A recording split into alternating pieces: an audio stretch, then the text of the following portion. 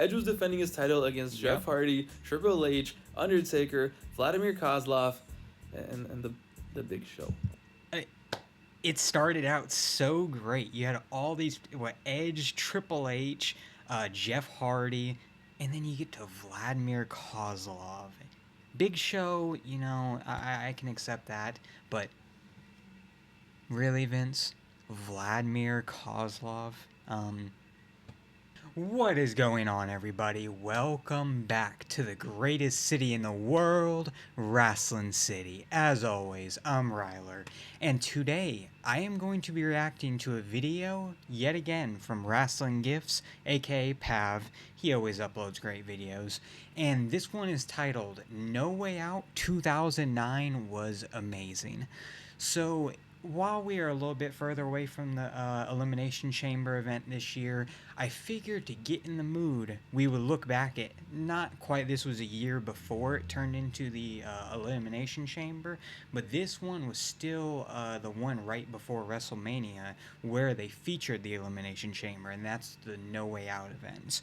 This one I do not remember much from, honestly, besides Edge, constantly being the dastardly heel he is. So I figure that Pav's going to talk about that because I know that that man has a disdain for Edge, especially during this time period.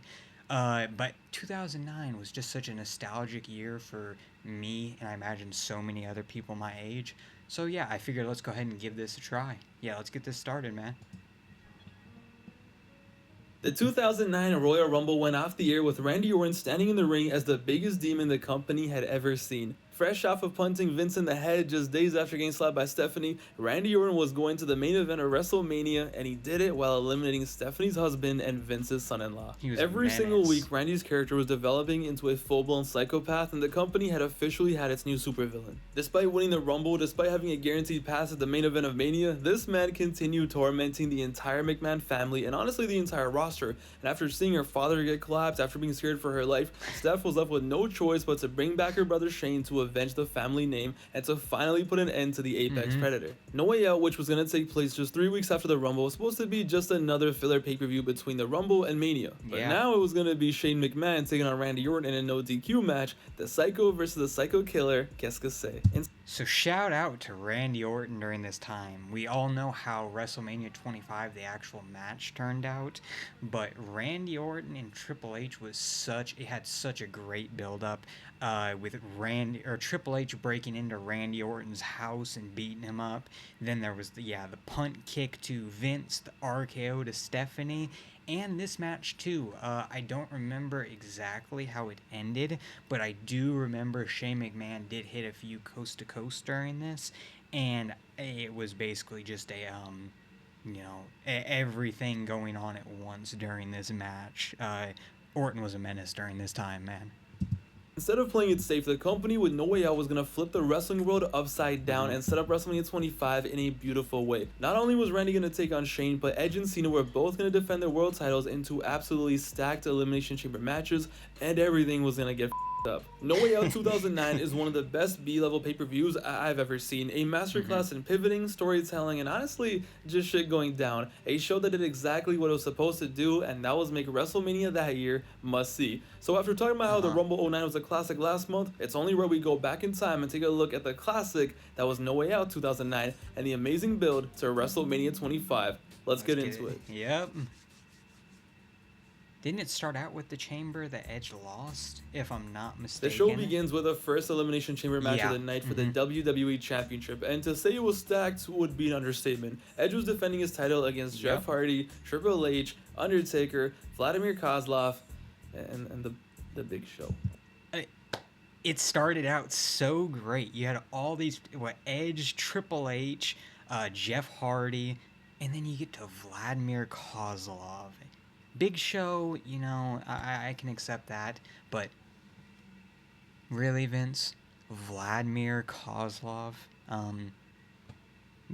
There were always some duds during some great time periods. All I wanted was Edge to lose this match. Of course, I wanted Jeff to win deep down, but I was just happy if Edge lost. That was the main goal. I didn't care if Vladimir Kozlov won and went to Mania and main evented. I just needed Edge to lose. but Mm-hmm. deep down I knew that wasn't happening. And the chamber match started with who else but Jeff Hardy and Edge. And I have a Mm-hmm. question. What if I told you that this might be a top 5 elimination chamber match of all time? The match started off That's hotter than fair. Prime Lola Bunny and Space Trap. No lockups, no gauging distance, it was straight offense. Jeff and Edge went crazy. Forearms, crossbodies, head scissors. Less than 2 minutes into the match, Jeff out of nowhere hit Edge with a twist of fate, and I was like, wait, what? This early? No way. So Jeff goes for the Swanton. It's only been like 2 minutes and 20 seconds, and he predictably misses. And it's like, okay, time to slow it down, time for things to get back to Swanton, normal. great move. Boom, Edge goes for the spear, Jeff counters. One, two, three. 2 minutes and 59 seconds into the match. The champion was eliminated. Edge gets eliminated just like that, and the crowd goes insane. I go insane, and for the first time ever, the first elimination in an elimination chamber match took place before the third entrant was even in the match, and it just happened to be the defending champion. Finally, yo, okay, this was like Christmas for me. Finally, that disgusting, slimy, evil piece of shit Edge finally got a taste of his own medicine and lost his title in the most embarrassing way. I'm not gonna lie to you guys. This was therapeutic, okay? After all those years of abuse from this man, seeing him get clapped in 3 minutes by Jeff Hardy as the crowd went crazy, it was therapeutic. And I know, Pav, I know you were excited, but little did you know what's going to happen at the end of this event, because this was therapeutic for maybe 2 hours, because, let me not spoil it for those who don't know, but Edge, if you had issues with him back then, you were about to get PTSD from it.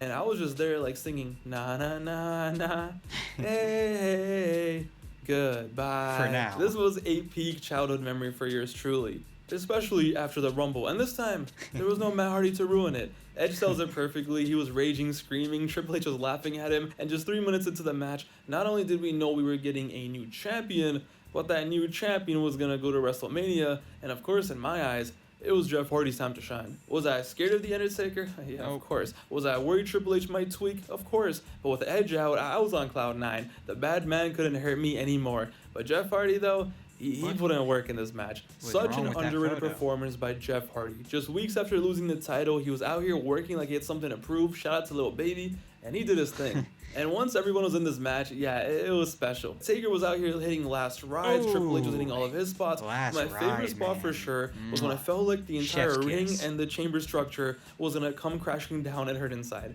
So during the match, Jeff Hardy was on the pod and Big Show was trying to throw him off. Undertaker goes up there with no regard for humanity and decides to superplex this 500-pound fat ass, and for those brief seconds, it genuinely felt like we were going to go down and we were yelling timber. Big Show gets superplexed, and then Jeff Hardy, this guy, this legend, this monster. Final 3 were Jeff, Triple H, and The Undertaker. What a time to be alive. Whispers in the wind getting rejected. I was getting rejected on Facebook messages. Undertaker trying old school. I loved it when Jeff used Taker's body as a launcher to clap Triple H. This was like the SmackDown 2008 All-Star game. But sadly, all good things come to an end, and sadly, Jeff Hardy definitely came to an end in this match, but it was so fire, and it was down to 2.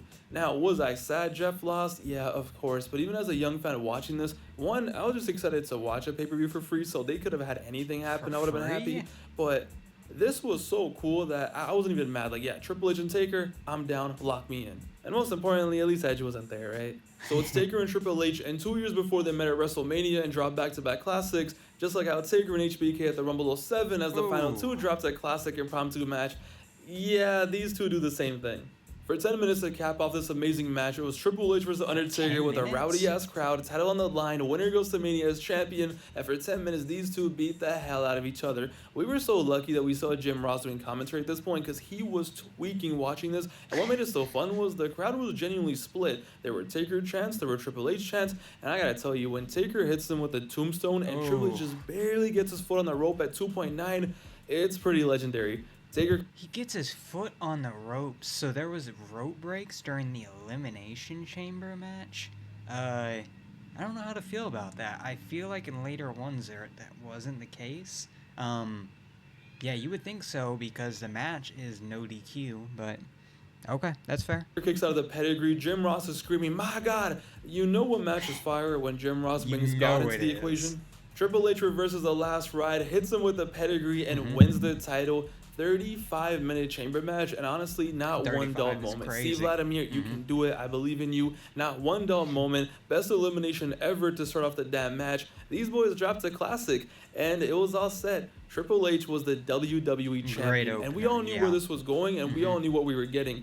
Randy Orton versus Triple H for the title, former mentor versus teacher, Vince's son-in-law, Shane's brother-in-law, the runner-up in the Royal man. Rumble, Steph's husband. Triple H was going to step in against the Apex Predator in the main event of WrestleMania. It literally wrote itself. So I would say, bring me back. We get all this nostalgia from this, but then I remember 2009. I mean, it had its time, good times, but also had its bad times. So I don't know if I want to say bring me back, but the nostalgia that this match brings, it was so star-studded. I mean, to think about Undertaker, Triple H, and Jeff Hardy being in the same match, I would do anything for that now, man.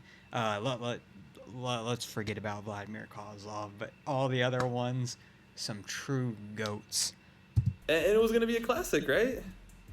Nope. Right, guys? After the match, Triple H and Taker have a long stare down. The respect is there, and it just kind of cemented that what we saw was definitely something special. So the main event of Mania was basically set, not confirmed, but set. But we still had to see the other half of that match do his thing. It's time for Randy Orton to catch a body. Shane versus Randy is not some amazing, legendary, iconic match that you always hear get talked about. I wouldn't say it's a top 5 Shane McMahon match, but it is a very important match for the story for Randy Orton, and I loved it as a kid, and it's still really fire in my opinion. But Randy makes his entrance, and Shane comes out. He's ready to be a kamikaze. Steph is shown watching the match backstage, and with these two in the ring and the McMahon legacy on the line, they have a wild brawl. Literally like a minute into the match, there were already tables and weapons being brought out, backs were being broken, Shane was getting thrown around, so he comes back with a kendo stick and just decides to give Randy all the CTE he can, which was probably not a good idea because this right here is probably what led Randy to go even more insane against the McMahon family. That's fair. These guys killed each other as they should. It felt real. It felt authentic. For once, Shane wasn't throwing his stupid ass punches. It felt legit. I was 10 watching this live, and all I ever wanted from wrestling was violence, and that's exactly what we got here. It didn't matter if it was the PG era. They were gonna wild out for the culture. At one point, Randy gets his head bashed in with the TV monitor, and he starts bleeding hard away. So it's like he wasn't even trying to bleed, but he was bleeding. God bless blood and wrestling. Randy's dripping everywhere. Legacy came out, the little rats they were. Shane souls them because he's that guy. And Shane, at one point, just goes straight Super Saiyan mode. Not only is Randy bleeding out, waiting to get revived, Cody gets DDT'd on a chair. He gets hit with a coast to coast, and then Shane proceeds to get up like nothing happened, like he's Perk Shane apparently. He gets up, and it ain't a Shane McMahon match unless he's saying his prayers and sacrificing his body for the culture. And what does he do? Well, he says his prayers and he sacrifices his body and he flies through the air just for Randy to move, and he... Say what you want about Shane McMahon. I get it. He's not a good wrestler per se, which you think in the traditional sense. But his spots that he's had throughout history are crazy. Whenever you saw Shane McMahon, you knew there was going to be some crazy high spot, whether it's him jumping off the Titan, the scaffolds or whatever it was that I think it was on the Steve Blackman, or his match with Kurt Angle, obviously infamous for the suplex through the glass thing that didn't break, and hit him with the angle slam off of it, and then the multiple coast to coast and the one through the announcer's table, the one with Undertaker too. It's just crazy, man. He gets absolutely clapped. This 90-second sequence was so awesome. Shane McMahon's legacy was on the line, and he delivered in every way. Orton at this point looked so demonic and proceeded to just beat the hell out of Shane. Threw a table, stomping all over his body, but Shane wasn't gonna go down that easily. No. The ending to this match was fantastic. So Shane was able to survive everything that Randy threw at him. And after hitting his spear, he went off with a chair on Randy. And he tried breaking his ankle, breaking his leg, just going off on Randy. 3-4 straight shots into his ankle. And Randy actually starts to plead. He's like, please, Shane, no more. I'm sorry. I give up. No more. He begs for mercy. And Shane's like, nah, bro, you killed my dad. He knocks him back down, and he wants to give him a taste of his own medicine. Shane, instead of hitting with a chair again and just winning the match, goes to the corner because he wants to punt Randy in the head. He wants to do the exact same thing Randy did to his father. So he goes to the corner. He wants to punt. He wants to send him straight to hell. So Shane runs. He's going for the punt. RKO. Nope. RKO. He's out like a light. Randy Orton, the slithery, oily snake, the Apex Predator, finds a way. And just like that, Demonic, on to man. the main event of WrestleMania, Randy goes. Mm-hmm. Now, was it Shane versus Kurt? Hell no, it wasn't even Test versus Shane, but it was damn good though. Just the fact that they even had Shane come I back guess just it for was this on match, Test, it made it so not special. Steve. Randy was in his prime. He had sent Vince to the hospital. Now Shane's gonna go to the Ooh, hospital. Stephanie was that terrified for her gash. life. The story was perfect. It was such a great angle, and it set everything in motion for Triple H versus Randy Orton, the main event of WrestleMania. And this was Look at how that's a bad gash, man. It makes him look even more, he was on demon time during this. This is when Orton was unhinged. 2009 Randy Orton was insane. You had to be there, man. And this blood dripping down the side of his face completes it 100%. I think that's an amazing shot right there. was just another stop in one of the best builds ever for a Mania main event. No Awful way they match. don't deliver on Yeah. that main event, right, guys? A great match, a great That story, and a sucks. great follow-up to Vince getting collapsed in the Rumble 09. But yeah, the show continues and more things for WrestleMania 25 get put into place. And luckily for us, HBK beats Yep. the hell out of his former owner, JBL, and is freed. Yes, apparently HBK was no longer destitute and did not need JBL anymore. And on this night, he was finally set free. Ooh. The match was pretty forgettable, to be honest, but I think everyone was just happy that finally HBK was free and that the storyline was Yep. over and Sean could move on to bigger and better things. And if you remember at what happened at the Rumble 09, we knew exactly what those bigger and better things would be. But ladies and gentlemen, what Classic. really makes the show special, what really rounds it out and really just cements it as a legendary show, was the main event. John Cena was going into his second Yep. Elimination Chamber match of his career. The first time he, against all odds, won the Chamber I know Pav's about to crash out describing this. Oh man, I can't wait. match, just to sadly get destroyed by Mr. Money in the Bank Edge after the match was over. But this time, there was no Edge, there was no Money in the Bank to be worried about, and this time, Was there? Cena was older and wiser, and also, his competition in this match, it wasn't anything crazy.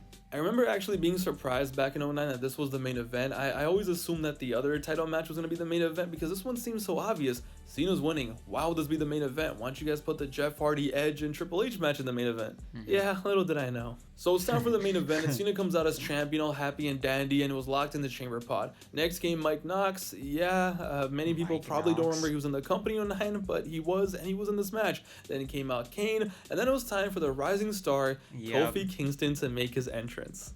Kofi Kingston was definitely a surprise entrant in this match, but it was seen as a big moment for him and honestly for the future of the company. He was getting a lot of steam, he had an awesome moveset, the fans loved him, he was a former IC champion, former tag champion, and that was just 6 months on the Raw roster. He was definitely going places and he was really solid. Everyone knew he wasn't gonna win, but it was still a cool spot for him to have. But we can't have nice things, can we? You think you know me? Oh. Who else? Who else could it ever be? Edge runs out like a crackhead in the night, throws poor Kofi Kingston to the steps, gets a chair and destroys Kofi Kingston like a fiend, like a maniac. He does a concerto, and everyone just watching him doing this, by the way, scrambles all the brain cells Kofi has, and then just goes into the ring, goes to the chamber, runs away from Rey Mysterio, and locks himself in the chamber pod, and he's in the match. Edge at this time period was like a crackhead. He had to get his fix, and his fix was the World Championship. So he loses the World Heavyweight Championship.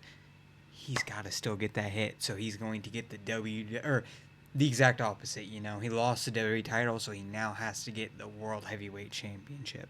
It makes sense why this was the main event now, huh, Pav? What the hell? Edge, just looking so disgusting, so slimy, with his stupid face, pulls off another finesse. After getting eliminated by Goated Jeff you. Hardy, after getting humiliated, he was back. He was back. And it's like, first of all, apparently screw qualifying in these matches. You just gotta run to the ring in the chamber before someone Why else doesn't and you're everybody in. do that? Second, this man was on SmackDown. This was a Raw match. And third, wait, Cena and Edge in the Elimination Chamber? No PTSD. way, right? No way. Edge had done so many scummy things prior to this, it's impossible to rank them all, but this one has to be up there because it's like, really? Poor Kofi? Why you gotta do Kofi Kingston? Like Matt Hardy, I get it, okay? Everyone else, I get, but poor Kofi, man. Kofi gets obliterated before he even reaches a chamber, and then he gets a spot taken by this freak. At this moment, watching this live as a 10-year-old, I knew it was over. I knew it was a wrap. My abuser was back in my life. But jokes aside, what a wild twist. This was something that we had He never had seen before be done PTSD. in an Elimination Chamber match. No one could have ever seen this coming. And the fact that it was on the same night that he already had been in one and lost, this was wild. And the match begins, and once again, this is a pretty top-tier Elimination Chamber match. The match begins in a great way with Rey Mysterio and Jericho doing their thing, a little Ooh. teaser for their great feud they would have in 2009 eventually. Kane came in at number 3 and he tried cleaning house, but low-key, Ooh. this was the Rey Mysterio show. This was the Rey Mysterio match. Rey did everything in this match. He was the glue that kept everything together, and he put on a crazy performance. By 09, Rey was kind of out of the main event spot for a while. It had been, I think, over a year since his last pay-per-view main event. He put in work, and he showed the world that he still had it. Mike Knox came in there, who, once again, I can't believe he had a job in Mike 2009. Knox, man. During the recession, everyone lost their job except for this guy, apparently. Jericho gets him out, and out comes Edge. And it's like, okay, we got Edge, Jericho, and Rey in the ring. Cena's waiting to come out. This was stacked. But with these three legends in the ring, back in 09, it was as fire as you can imagine. Just amazing action back and forth. Slimy Edge destroying Rey, Jericho going off, Tower of Doom. Everyone was catching it. And after like 5 minutes of solid action, it was time for Mr. Cena to hit the ring. Cena comes out, the crowd's going nuts, and he goes full Neanderthal mode, okay? Shoulder tackle, belly-to-belly Super suplex, Cena. bulldog, tossing mother Canuckers left and right. It was 2009. It was Super Cena in full force. And listen, Cena was not going to lose, okay? 5-knuckle shuffle. He grabs Edge, goes for the AA or the FU, whatever you want to call it. Everyone was about to get clapped, but wait. Codebreaker? Well, Edge was going for the ride? Wait, what? And wait, Cena's on the apron? Cena, what are you doing, John? Rey Mysterio, 619 out of nowhere. Oh no, he's stumbling again. Don't turn around. Turn around. Spear. Edge hits him with a spear, and 1, 2, 3. Everyone left in the match comes together and eliminates John Cena. That face I remember seeing in memes all the time. Just his nose, you can't see it because of the rope position, so they edited that a lot too. Throwback, man, brings me back to the good old days. Eliminates the face of the company, the defending champion, and it was Edge, the man who wasn't even in the damn match, gets the 1, 2, 3, and his iconic face, his iconic reaction says it all. Yep. And just like that, a new world champion was gonna be crowned. One of these men were gonna walk into WrestleMania as world champion, and that slimy, disgusting piece of shit saw his opportunity. What a moment, what a crazy spot, what a perfect moment. It took 3 finishers from 3 top stars to get Cena out.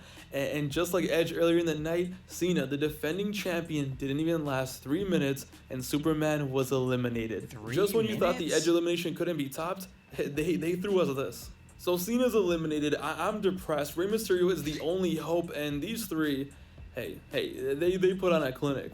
Rey Mysterio, the MVP of this match, he still goes off, reverses a Walls of Jericho into a pin in a crazy sequence, eliminates Jericho, and it was then down to Rey Mysterio and Edge as At the that final point, 2, it's former done. tag Edge team has got partners, it. former friends. Winner becomes world champion, winner goes to Mania as champion. Rey does everything he can, okay? He's putting on an all-time performance. He's dodging a spear. The crowd is going nuts. Everyone is chanting, Rey. Rey was our final hope, like literally. Cena was out. It was up to Rey Mysterio. He was the only guy standing between Edge and that world title, and Rey does everything. But it doesn't matter because just like usual, Edge finds a way to ruin everything. So despite getting embarrassed earlier in the night, despite losing his title, despite getting hit with everything and anything Rey could throw at him, he just throws Rey into the glass, kills him, Wow, and that was then brutal. spear, gets the 1, 2, 3, and No Way Out 2009 ends with Edge as the World Heavyweight Champion. And all I can say is, Crazy. what an angle, what a match, what a night, and what a pay-per-view. Somehow, someway, Edge, the Rated R superstar who started off the pay-per-view 3 hours ago with the most humiliating loss of his career, comes back and does this and walks out World Heavyweight Champion. Yo, this was, hey, even as someone who was a kid hated Edge, What a this was these are such great pictures, man. This gives me goosebumps just thinking. Edge was the villain for so many people's childhoods. He gave this, I mean, obviously Pav is one example. I didn't like Edge as much during that time period. I wouldn't say he was the absolute person I hated the most, because I was always a Cena hater. You know, I was one of those kids. I had a Cena suck shirt at one point, actually, as embarrassed as I am to say that. But yeah, dude, these are some great pictures. Look at that. Him holding the title with a WrestleMania sign in the background. Edge, just the prime of his career in this at this pay-per-view. Was a masterclass. It's pretty cool how Mm-hmm. just 3 weeks after the Rumble '09, which was a classic, they were able to follow it up with this. Not only did it set up Randy Ooh. Orton versus Triple H at Mania in a huge title match, Randy got even more heat, killed another McMahon member, it looked even more crazy. HBK was finally free. Edge went from having the worst night to his best night in 2 hours. Super Cena was dethroned in the most shocking way we could imagine, and it looked like Cena versus Edge at Mania was the play. Mm-hmm. Just like he was in his prime once again. The road to WrestleMania at this point was already so fun, but after this, it was reaching all-time levels. The chamber matches still meant something, and we were just so lucky to get 2 chamber matches of this quality on one night. The road to WrestleMania was heating up, and it officially became generational on this night, and all they had to do was continue building and deliver at WrestleMania. How hard could that be, right? And not to spoil things, Yeah. but I think we all know how WrestleMania 25 ended up being, and we'll deep dive that later this month, but I just wanted to bring attention how fire this company was leading into that show, and what a time it was to watch during this era. They started off the year with 2 back-to-back bangers. I personally love this show. I think it is a all-time classic. I think it's an awesome B-level pay-per-view. In the comments down below, let me know, what are your memories of this night? Did you watch it live? Did you watch it on DVD? What do you remember from this, and what do you think of this show? And yeah. Wow, man. Yeah, that was another great video by Pav, Wrestling Gifts.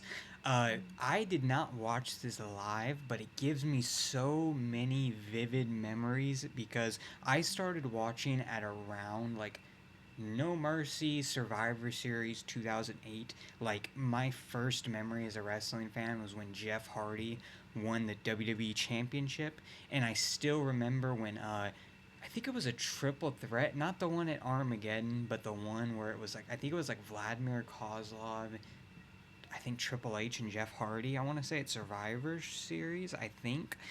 And so this was right after it. So I know for a fact that when this happened, this was still during the pay-per-view days, you know. So of course I couldn't afford to buy this. I was 8 at the time. So I remember looking at WWE.com and looking at all the results and being so tuned into this. So it's crazy. This is such a vivid memory, and so many people my age, their childhood. It's just crazy, and this was a great pay-per-view. So yeah, that's about it. Make sure you don't forget to drop a like, comment below, and subscribe. Come join the greatest city in the world, Wrestling City. And that's about it. I will see you all next time. Peace.